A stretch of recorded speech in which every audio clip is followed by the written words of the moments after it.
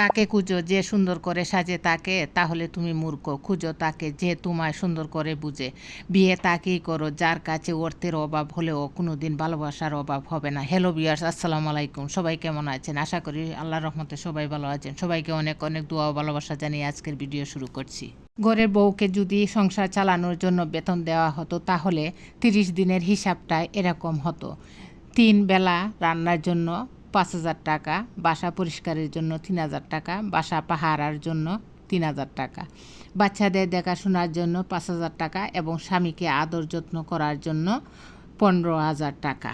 মোট 31,000 টাকা হতো। এভাবে দিলে আপনারা তো ফকির হয়ে যেতেন।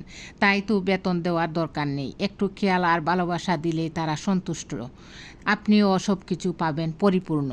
পুরুষ লোক ততদিন আপনার যতদিন তার মনের রাগ অভিমান ছোটো ছোটো দুষ্টামি হাসি থাকবে। আর যখন দেখবেন তার মুখে হাসি নাই, সে নীরব হয়ে গেছে, তখন বুঝে নেবেন আপনাদের দেওয়া আঘাতের কারণে তার মন থেকে কিছু লোক উঠে গেছেন। সেটা বন্ধুবান্ধব হোক বা পরিবারের লোকজন হোক।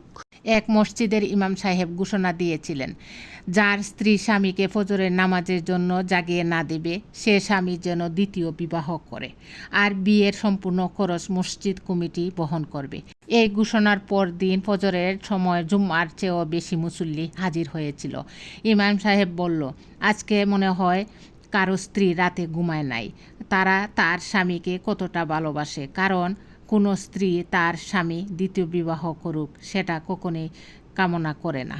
এক স্ত্রী তার স্বামীকে বলল, তোমার জনপ্রিয়তা থাকলে তোমাকে নিয়ে সমালোচনা হবে, আর তোমার যোগ্যতা থাকলে তোমাকে নিয়ে হিংসা করবে।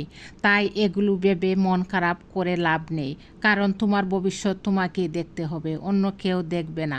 তাই সৎ পথে এগিয়ে যাও। মানুষের কাছে সম্মান না পেলেও সৃষ্টিকর্তার কাছে অবশ্যই সম্মান পাবে। আমাদের এই সমাজে কিছু অহংকারী নারীর কখনো শখের পুরুষ হয় না। তাদের যখন যাকে ভালো লাগে তখন তাকেই শখের পুরুষ বানিয়ে ফেলে। তারা তো সুখ দুঃখ নিয়ে সংসার করতে চায় না, তারা চায় সব সময় শান্তি আর শান্তি। এক স্ত্রী তার স্বামীর বুকের উপরে মাথা রেখে বলল, আপনি থেকে তুমি হওয়ার গল্পটা হয়তো খুব সাধারণ, কিন্তু তুমি থেকে আপনি হওয়ার গল্পটা এক পাহাড় সমান। তবে এটার অনুভূতি অনেকে উপলব্ধি করতে পারে না, কারণ সমাজে এমন কিছু লোক আছে তারা মানুষকে সম্মান দিতে জানে না। তারা সবার অনুভূতি বুঝবে কি করে?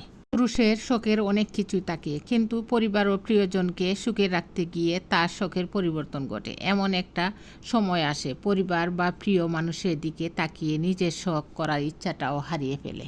প্রিয় ভিউয়ার্স, আমার এই ভিডিওটি যদি আপনাদের একটু ভালো লাগে তাহলে লাইক কমেন্টস ও শেয়ার করে আমার পাশে থাকবেন। ধন্যবাদ সবাইকে। আসসালামু আলাইকুম।